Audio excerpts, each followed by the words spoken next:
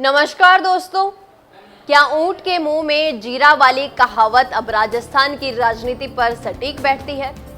समरावता कांड के मुआवजे को लेकर राजस्थान की राजनीति एक बार फिर से गर्मा गई है और इस बार भड़क उठे हैं राजस्थान की राजनीति में नरेश मीणा के बड़े भाई माने जाने वाले प्रहलाद गुंजल साहब। उन्होंने मुख्यमंत्री भजनलाल शर्मा और उनकी सरकार पर ऐसा हमला बोला जिसे सुनकर आपका सर चकरा जाएगा।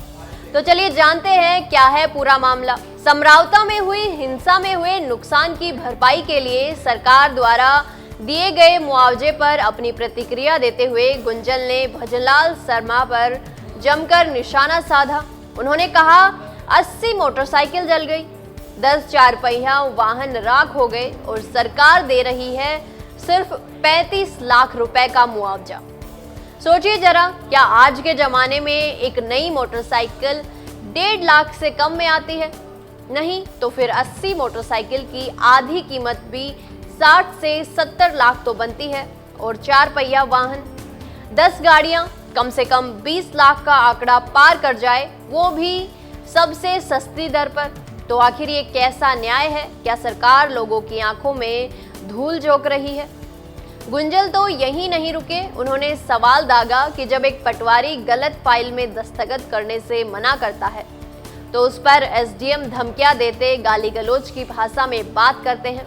क्या ये सरकार अब अधिकारियों पर गैरकानूनी दबाव डालकर अपने काम निकलवा रही है?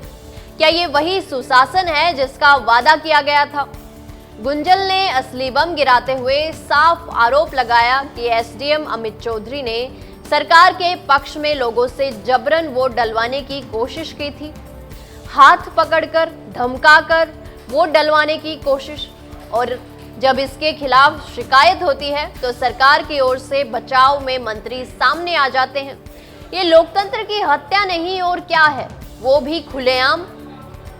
गुंजल ने कहा कि मंत्री मैं देखूंगा, मैं कर दूंगा जैसी भाषा बोलते हैं, लेकिन जब जनता की जरूरत की बात आती है तो कार्रवाई नहीं होती, सिर्फ खाना पूर्ति।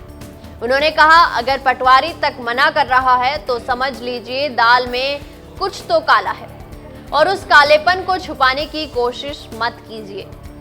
गुंजल ने साफ चेतावनी दी कि समरावता के लोगों को ये मुआवजा स्वीकार नहीं करना चाहिए। सरकार रिच ऑफ ट्रस्ट कर रही है। ये न्याय नहीं, एक तमाचा है उन परिवारों पर जिनकी रोजी रोटी जलकर राख हो गई। अब सवाल ये उठ रहा है, क्या मुख्यमंत्री भजनलाल शर्मा गुंजल की बात का कोई जवाब देंगे? क्या इस मुआवजे के पीछे की हकीकत सामने आएगी या फिर एक और मामला आई वॉश कर दिया जाएगा? कमेंट में बताएं। क्या आपको लगता है 35 लाख का मुआवजा न्याय है या धोखा?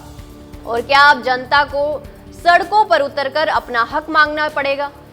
जानकारी अच्छी लगी तो वीडियो को लाइक व शेयर करें और चैनल को सब्सक्राइब करना ना भूलें। धन्यवाद। ऐसे ही और वीडियोस देखने के लिए सब्सक्राइब करें मॉर्निंग न्यूज इंडिया को और जुड़े रहिए हमारे साथ।